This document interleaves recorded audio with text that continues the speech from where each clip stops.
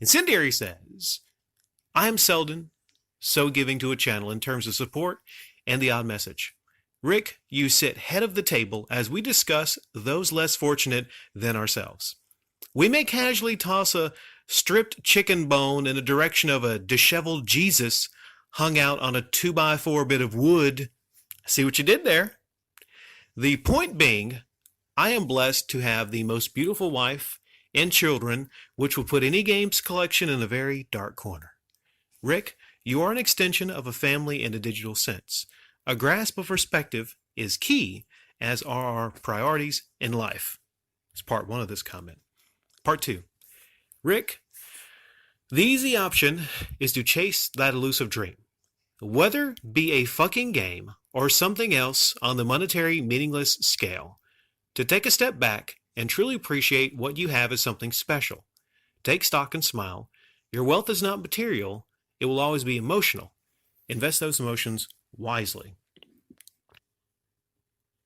There's a lot to unpack there, IncendiaryKG. I think a lot of us can take that as advice to invest in emotions and invest in the people and the loved ones around us more than material things.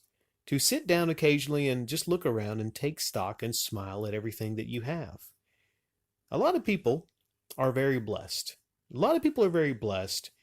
And pertaining to YouTubers, there's a lot of people that you know make very good livings on YouTube, but they are just so dead set on completing a game collection or something.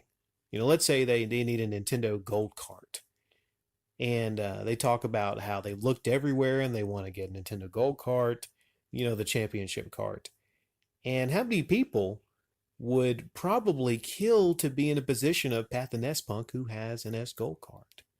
But you got to stop and say to yourself, hey, it's fun to have a nice hobby, but at some point, you just have to sit and say, this shit's just plastic. This shit is just plastic.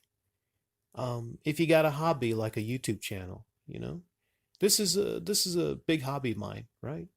It's a hobby. It's not a career. I enjoy uploading YouTube videos and I enjoy talking to people like IncendiaryKG.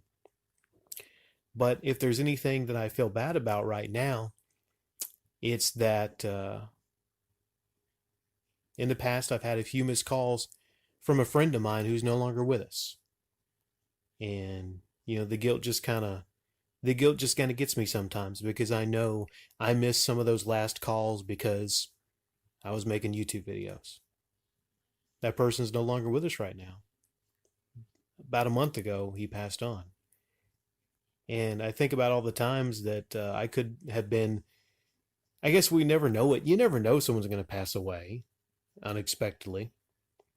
But I think about all the times that I could have been, instead of making YouTube videos, maybe playing some games online with him or hanging out with him or something.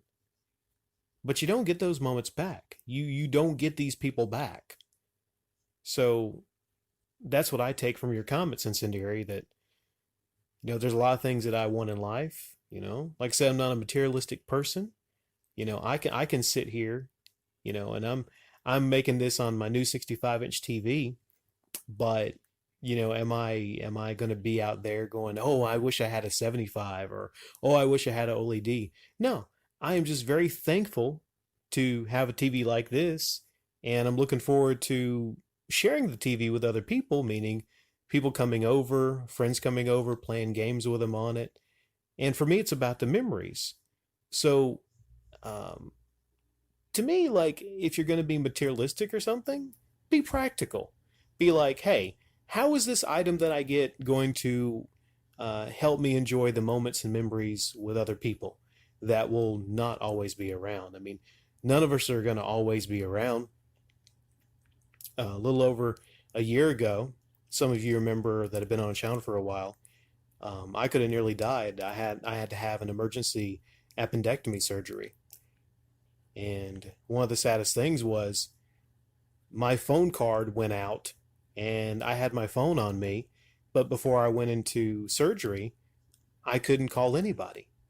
And I kept thinking like, wow, this is, what if I die on an operating table? What if, and it's possible. Sure, appendectomies are routine procedures, but something could always happen. I hear of things happening where people die on an operating table from a routine surgery. You know, what would happen? You know, I guess I wouldn't know. You know, because I'd be dead.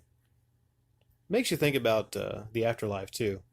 And I'm rambling on here, but the point is, all of us have things that happen in our lives, and all of us lose people.